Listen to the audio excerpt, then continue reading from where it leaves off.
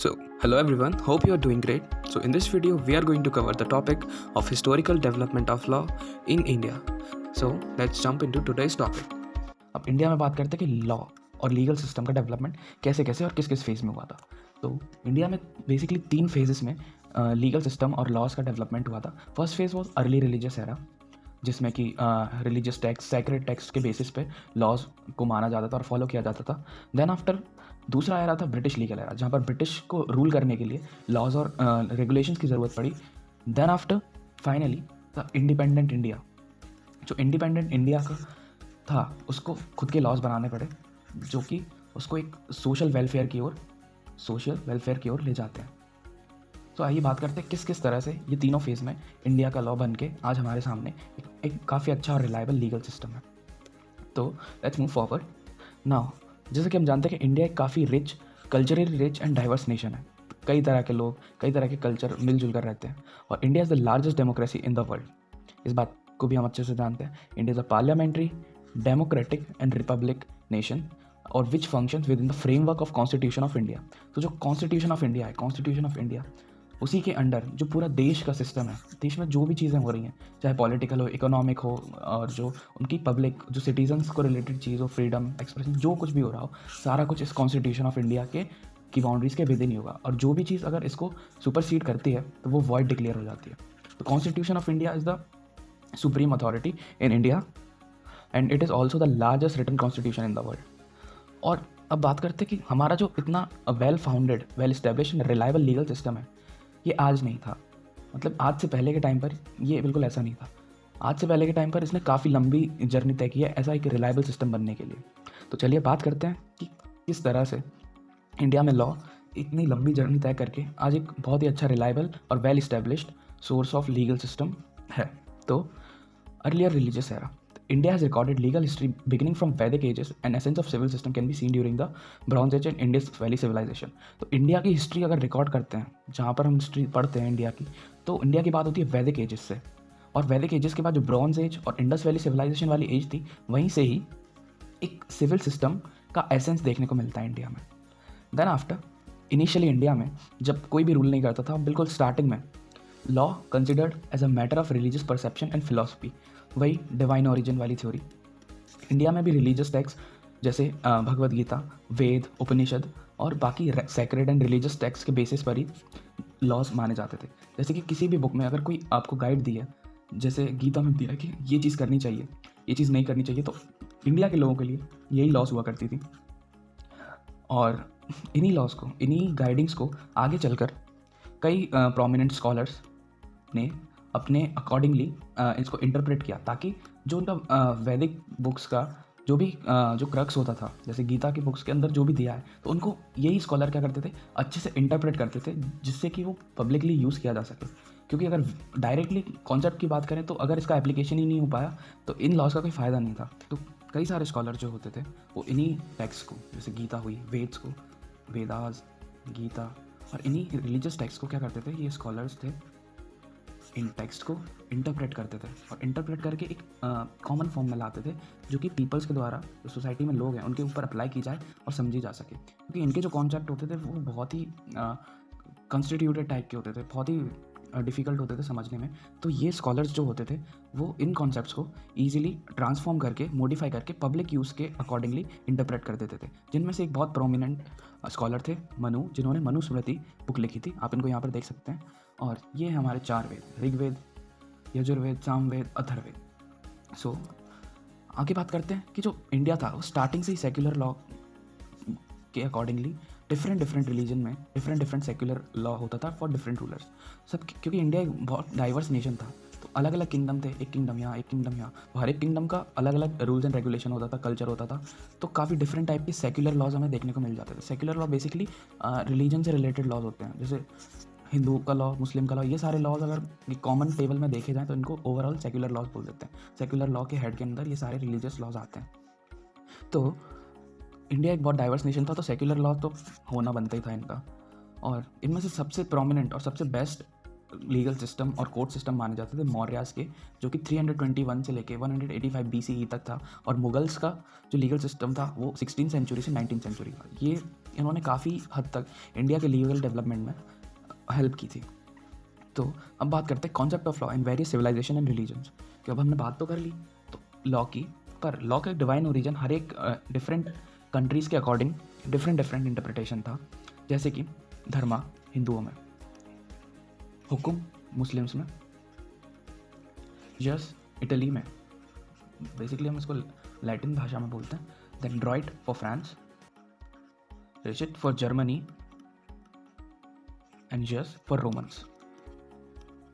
Basically इतने सारे different culture, इतने दुनिया के अलग अलग कोनों से ये सब अलग अलग टर्म्स यूज़ किए हैं, पर घूम फिर के ये सब किसके पास आती हैं? लॉ के। अलग अलग अपने अकॉर्डिंगली इसको ट्रांसफॉर्म कर रखा है, पर बात करते हैं ये सब लॉ की। तो अब बात करते हैं अगली स्लाइड में हम देखते हैं द ब्रिटिश लीगल एरा। हमने अभी देखा अर्ली रिलीजियस एरा इंडिया का। उसके बाद जो ब्रिटिशर्स आए, जब ब्रिटिशर्स ने रूल करना शुरू किया इंडिया को, तब भी काफ़ी हद तक, एंड हम कह सकते हैं मोस्ट इम्पैक्टफुल एरा था the British era for the Indian legal system, और इसी ने इंडिया को काफ़ी अच्छा लीगल सिस्टम बनाने में हेल्प किया था। तो बात करते हैं ब्रिटिश लीगल एरा में देखे क्या गया है। सबसे पहले दिया है इसने कॉमन लॉ सिस्टम। तो बात करते हैं कॉमन लॉ सिस्टम क्या होता है। तो कॉमन लॉ सिस्टम होता है a body of unwritten laws and rules based upon judicial precedent and decisions. So अगर सिंपली मैं बताऊँ कॉमन लॉ क्या होता है, तो कॉमन लॉ में मतलब जो अनरिटन लॉज होते हैं, जैसे जजेस मेड लॉ हो गया कि कोई स्टैच्यूट्स तो फॉलो करेंगे ही, बट साथ में अगर कोई ऐसी सिचुएशन है जहाँ पर कोई स्टैच्यू नहीं एप्लीकेबल हो रहा, तो जजेस अपने डिस्क्रिशन से on the basis of justice, equity and good conscience के बेसिस पे इसको डिसाइड कर लेंगे। तो ये भी एक फॉर्म ऑफ लॉ है, इसको आप अनलॉजिकल नहीं बोल सकते, ये भी एक लॉ का ही सोर्स माना जाएगा। तो ब्रिटिश लीगल सिस्टम ने हमें कॉमन लॉ सिस्टम से इंस्पायर किया और इंडिया में इसका इन्वेंट हुआ। देन हम बात करते हैं प्रेसिडेंट्स की। ब्रिटिशर्स प्रेसिडेंट को बहुत फॉलो करते थे कि जो प्रीवियस केसेस डिसाइड हो चुके हैं, तो उसी टाइप का सेम केसेस अगर आता है तो इस प्रीवियस केस को as a source of law हम इस नए वाले केस के लिए यूज़ कर सकते हैं। देन इस प्रेसिडेंट की चीज़ को सपोर्ट करती थी डॉक्ट्रिन ऑफ स्टेयर डिसाइसिस, और इसका मतलब होता था to stand by the things decided, मतलब जो पहले से डिसाइड हो चुका है उसके साथ खड़े रहो। Basically it supports the doctrine of president. ये सब तो हमने बात कर ली कि ब्रिटिश लीगल सिस्टम से हमें क्या क्या चीज़ें मिली। अब बात करते हैं कि क्यों इंडिया अच्छा भला था, ब्रिटिश लीगल सिस्टम की ज़रूरत क्या थी, और आखिर क्यों ब्रिटिशर इंडिया में क्यों आए थे। तो अब बात करते हैं टाइम लाइन की। तो सबसे पहले क्या हुआ था कि जो ईस्ट इंडिया कंपनी थी वो इंडिया में आई थी फॉर ट्रेडिंग, अब व्यापार करने आई थी, क्योंकि इंडिया काफ़ी रिच कल्चर में तो था ही, साथ ही साथ स्पाइसेस और अलग अलग टाइप की ट्रेडिंग वैल्यूज़ वाली चीज़ों के लिए इंडिया बहुत पॉपुलर था। तो east India company initially trading करने आई थी। फिर क्या हुआ कि ट्रेडिंग के साथ साथ ईस्ट इंडिया कंपनी ने खुद उसकी जो पावर होती है उसको बढ़ाने को ट्राई किया, पावर को बढ़ाती गई, फोर्टिफाई करती गई चीज़ों, मतलब इकट्ठा कंबाइन होकर पावर को बूस्ट करने लगी। ये बात इंडियन रूलर्स थे उनको कतई पसंद नहीं आई, और उन्होंने इनसे के साथ काफ़ी सारी लड़ाइयाँ की, जिनमें से 2 प्रोमिनेंट लड़ाइयाँ थी, battle of Plassey and battle of Buxar. और इन्हीं दोनों लड़ाइयों को जीतने के बाद ब्रिटिशर्स का ट्रेडिंग से फोकस हट के इंडिया को रूल करने पर आ गया, क्योंकि जितना उनको रूलिंग पावर मिलती उतना ही उनको प्रॉफिट होता। तो बेसिकली यहाँ से एक न्यू लीगल सिस्टम की शुरुआत हुई ब्रिटिश एरा में, जिसने कि पुराने मुगल लीगल सिस्टम को एक्सपेल कर दिया। तो अब बात करते हैं मेन कॉज, जो रिवॉल्ट ऑफ 1857 था, जिसको बोलते हैं first war of independence India के लिए। यहाँ से एक बहुत बड़ा चेंज आया, क्योंकि अभी तक ईस्ट इंडिया कंपनी रूल करती थी, बट जब रिवॉल्ट हुआ 1857 का, जहाँ पर इंडिया ने बहुत अच्छे से रिटेलिएट किया कि इंग्लिश लॉज को हटाना और इंग्लिश ब्रिटिशर्स को वापस भेजना, तो ईस्ट इंडिया कंपनी को हटा के अब पोजीशन में इंडिया पर रूल करने कौन आ गया था? खुद ब्रिटिश क्राउन। और ब्रिटिश क्राउन वही था जो पूरे इंग्लैंड और ब्रिटिश को रूल करता था। अब सीधा डायरेक्ट वहाँ की सरकार इंडिया को गवर्न करने लगी, ईस्ट इंडिया कंपनी सीन से बाहर। चलो, तो इसकी वजह से एक बहुत बड़ा शिफ्ट देखने को मिला इंडियन लीगल सिस्टम में। तो अब देखते हैं क्या क्या फ़ायदे हुए। जो ब्रिटिश लॉ सिस्टम था उसका क्या क्या फ़ायदे हुए इंडिया को। इंडिया में सुप्रीम कोर्ट फॉर्म हुए, पहली बार ब्रिटिश इंडिया में सुप्रीम कोर्ट फॉर्म हुए, Calcutta. Then after high courts का फॉर्मेशन हुआ under Indian high court act 1862। पहले मेयर कोर्ट्स होते थे तो उनको रिप्लेस करके हाई कोर्ट्स का फॉर्मेशन हुआ। देन आफ्टर प्रिवी काउंसिल, जो इंडिया के हाईएस्ट कोर्ट ऑफ अपील की तरह से बिहेव करता था। प्रिवी काउंसिल था इंग्लैंड में, मतलब जहाँ पर जो ओरिजिनली ब्रिटिशर्स रहते थे वहाँ पर प्रिवी काउंसिल एक बॉडी थी जो कि वहाँ के जो किंग थे उनको एडवाइस करती थी फाइनल डिसीजन लेने में। तो it act as a highest court of appeal. अगर कोई भी केस चलता है, कोई भी बात होती है, कोई भी विवाद होता है, तो हाईएस्ट कोर्ट आखिर में जजमेंट प्रिवी काउंसिल का ही माना जाता था। और इन्हीं ब्रिटिश एरा में फर्स्ट लॉ कमीशन सेटअप हुआ था, जिसने कि कई सारे कोडिफिकेशन किए थे जो कि आज भी मौजूद हैं और बहुत प्रोमिनेंटली यूज़ करते हैं। ऑलमोस्ट ज़्यादातर चीज़ें इन्हीं कोडिफिकेशन से आई थी। और इनके चेयरमैन थे थॉमस बेबिंगटन मैकॉय, और साथ ही साथ ये फादर थे किसके, नहीं किसी और के नहीं, इंडियन पीनल कोड के। हाँ, थॉमस बेबिंगटन मैकॉय को इंडियन पीनल कोड का फादर भी कहा जाता है। और इसी कमेटी के अंदर, इसी लॉ कमीशन के अंदर कई सारे इंडियन लॉज फ्रेम करे गए थे जो आज भी बराबर से यूज़ में है। तो कौन कौन से लॉज थे? Indian penal code of 1860, code of civil procedure 1908, Indian evidence act 1872 and Indian contract act 1872। तो चलिए, ये बात हुई ब्रिटिश एरा की। अब बात करते हैं हमारे इंडिपेंडेंट इंडिया के लॉज की, जो कि आज भी रिवेल कर रहे हैं और आज हम, जिसकी वजह से हमारे पास एक अच्छा खासा लॉ और लीगल सिस्टम है। तो चलिए बात करते हैं। तो at the dawn of independence, the Parliament of Independent India was the forge where a document that will guide the young nation was being drafted, which will lead the newly independent nation to turn on the wheel of their progress. And this was the Constitution of India. तो जैसे ही independent हुआ India 15 अगस्त 1947 को, इसी दिन से India की जो parliament थी उसके अंदर एक डॉक्यूमेंट तैयार किया जा रहा था, जो कि एक नए देश, एक यंग नेशन को सोशल वेलफेयर और प्रोग्रेस की तरफ ले जाने के लिए तैयारी कर रहा था। और वो डॉक्यूमेंट था कॉन्स्टिट्यूशन ऑफ इंडिया, जो कि पूरे इंडिया को गाइड करता। तो कॉन्स्टिट्यूशन ऑफ इंडिया का आइडिया आया डॉक्टर भीमराव अम्बेडकर को, और यही करता धरता थे किसके, कॉन्स्टिट्यूशन ऑफ इंडिया के। और he was the head of drafting committee, जिन्होंने कॉन्स्टिट्यूशन ऑफ इंडिया को ड्राफ्ट किया था। अब बात करते हैं पंडित जवाहरलाल नेहरू और महात्मा गांधी की, दो prominent leaders of Indian independence movement. और साथ ही साथ ये थे बहुत ही नॉलेजेबल लॉयर्स, जिन्होंने अपनी लीगल नॉलेज को अपने स्पिरिट, जो कि फ्रीडम के लिए था, उसके साथ मिला के एक इतनी sufficient amount of energy produce कर ली थी, जिसने कि एक कॉन्स्टिट्यूशन को बनाने में बहुत ज़्यादा हेल्प की, और जो कि स्कोप और लेंथ दोनों ही मैग्नीट्यूड में काफ़ी हाई था, और जिसको एक यंग नेशन को गवर्न करना था। और आज के टाइम पर देखा जाए तो उसने काफ़ी हद तक बहुत अच्छे से गवर्न किया है और इंडिया को एक सोशल वेलफेयर वाली पोजीशन पर लाके खड़ा कर दिया। नाउ अब बात करते हैं इंडियन कॉन्स्टिट्यूशन की। जब बात छिड़ी ही है तो इंडियन कॉन्स्टिट्यूशन को कंप्लीट होने में लगे थे टोटल 2 साल 11 महीने और 18 दिन, 2 years 11 months and 18 days।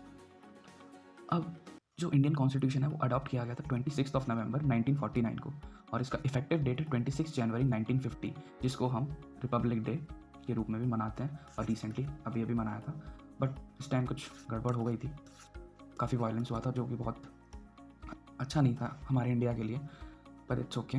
और अभी तक अगर बात की जाए total after the enactment of constitution of India, total 104 amendment हो चुकी हैं इंडियन कॉन्स्टिट्यूशन में।